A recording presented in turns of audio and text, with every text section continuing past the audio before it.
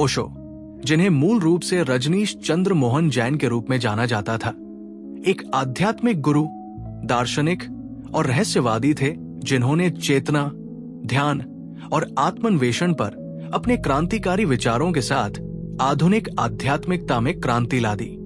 1931 में भारत में जन्मे उनकी यात्रा दर्शन, शिक्षाविद, सार्वजनिक भाषण और वैश्विक आध्यात्मिक समुदायों की स्थापना तक फैली हुई थी। उनका जीवन अनेक अनुभवों और परिवर्तनों से भरा रहा, जिससे उनकी शिक्षाएं और विचार लगातार विकसित होते गए। उनके विचारों की गहराई, उनके दृष्टिकोण की मौलिकता और उनकी स्पष्टवादिता ने उन्हें एक अद्वितीय आध्यात्मिक नेता के रूप में स्थापित किया। ये जीवनी उनके जीवन, शिक्षाओं, विवादों और विश्व पर उनके स्थायी प्रभाव की खोज करती है। ओशो के अनुसार जीवन कोई स्थिर धारणा नहीं है, बल्कि ये निरंतर प्रवाहित होती रहने वाली ऊर्जा है। उन्होंने अपनी शिक्षाओं में बार बार इस बात पर जोर दिया कि व्यक्ति को अतीत की बेड़ियों से मुक्त होकर वर्तमान क्षण में पूरी तरह से जीना चाहिए। उनके विचारों का ये स्वतंत्रता प्रधान दृष्टिकोण ही उन्हें अन्य आध्यात्मिक गुरुओं से अलग करता है। ओशो का जन्म 11 दिसंबर 1931 को मध्य प्रदेश, भारत के कुचवाड़ा गांव में हुआ था।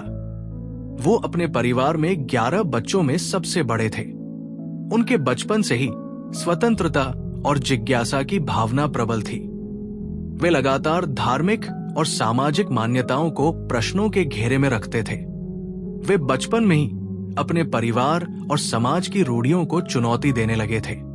उनकी ये प्रवृत्ति उनके जीवन भर बनी रही और उन्होंने कभी किसी स्थापित परंपरा को बिना प्रश्न किए स्वीकार नहीं किया।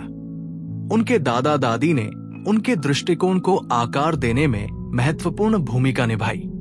उनके दादा की मृत्यु 1939 में हुई, जिससे उनके भीतर जीवन और मृत्यु की गहरी समझ उत्पन्न हुई। ओशो ने अपने दादा की मृत्यु को एक महत्वपूर्ण अनुभव बताया, जिसने उन्हें जीवन की नश्वरता के बारे में गहराई से सोचने पर मजबूर किया। उन्होंने इस घटना को अपनी चेतना के जागरण की दिशा में एक महत्वपूर्ण मोड़ के रूप में देखा।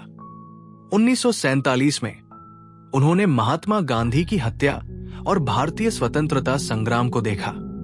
इन घटनाओं ने उनके मन में गहरे प्रश्न उठाए।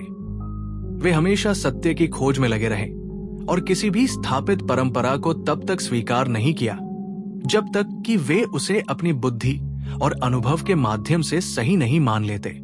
1951 तक उन्होंने जबलपुर के D.N. जैन कॉलेज में दर्शन शास्त्र की पढ़ाई करने का निर्णय लिया। उन्होंने सागर विश्वविद्यालय से दर्शन शास्त्र में स्नातकोत्तर की पढ़ाई की, जहां उन्होंने अखिल भारतीय वाद विवाद प्रतियोगिता में स्वर्ण पदक जीता। उनकी तार्किक क्षमता और बौद्धिक कौशल ने उन्हें एक अद्वितीय वक्ता बना दिया। वे अपने विचारों को बड़े ही स्पष्ट और प्रभावी तरीके से प्रस्तुत करते थे। उनके व्याख्यान न केवल गहन विचारों से भरे होते थे, बल्कि वे व्यावहारिक दृष्टिकोण भी प्रदान करते थे। 21 मार्च 1953 को जबलपुर में एक पेड़ के नीचे उन्होंने आत्मज्ञान प्राप्त किया। इसे उन्होंने आत्म और शरीर की सीमाओं से परे जाने का क्षण बताया। ये अनुभव उनके जीवन का सबसे महत्वपूर्ण मोड़ था, जिसके बाद उनका जीवन पूरी तरह बदल गया। वे एक साधारण व्यक्ति से एक जागृत चेतना में परिवर्तित हो गए। 1957 में उन्होंने जबलपुर विश्वविद्यालय में दर्शन शास्त्र के प्रोफेसर के रूप में कार्य किया। साथ ही वे पूरे भारत में प्रवचन देते रहे। उनकी वाणी में अद्भुत शक्ति थी। उनके प्रवचनों को सुनकर लोग गहरे ध्यान की अवस्था में चले जाते थे। उनकी बातें सुनकर लोग न केवल प्रभावित होते थे, बल्कि वे अपनी जीवन शैली में बदलाव लाने के लिए भी प्रेरित होते थे। 1964 में उन्होंने बड़े पैमाने पर ध्यान शिविर आयोजित करना शुरू किया और 1970 में नियो संन्यास आंदोलन की स्थापना की। ओशो का ध्यान और ध्यान तकनीकों के प्रति योगदान अकल्पनीय था। उन्होंने ध्यान को एक वैज्ञानिक प्रक्रिया के रूप में प्रस्तुत किया और इसे आधुनिक मनुष्य के लिए अनुकूल बनाया। 1974 में ओशो ने पुणे में एक आश्रम की स्थापना की, जो अंतर्राष्ट्रीय साधकों और बुद्धिजीवियों के लिए एक प्रमुख केंद्र बन गया। उनके आश्रम में ध्यान, चिकित्सा, संगीत, कला और आध्यात्मिकता के विभिन्न पहलुओं को समाहित किया गया। उन्होंने ध्यान और आध्यात्मिकता पर कई पुस्तकें लिखी, जो विभिन्न भाषाओं में अनुवादित हुई। उनकी शिक्षाओं ने न केवल भारत में बल्कि पूरे विश्व में लोगों को आकर्षित किया।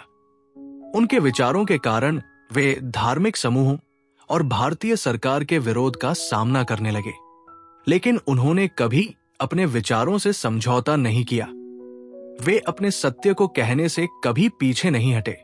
1981 में ओशो अमेरिका चले गए, जहां उनके अनुयायियों ने ओरेगन में एक विशाल कम्यून स्थापित किया। यह कम्यून उनके विचारों के प्रयोग का एक प्रयास था, जहां लोग ध्यान, प्रेम और स्वतंत्रता के वातावरण में जी सके। कम्यून प्रारंभ में सफल रहा, लेकिन स्थानीय प्रशासन और संघीय एजेंसियों के विरोध के कारण इसे समस्याओं का सामना करना पड़ा। 1985 में ओशो को गिरफ्तार किया गया और अमेरिका से निर्वासित कर दिया गया।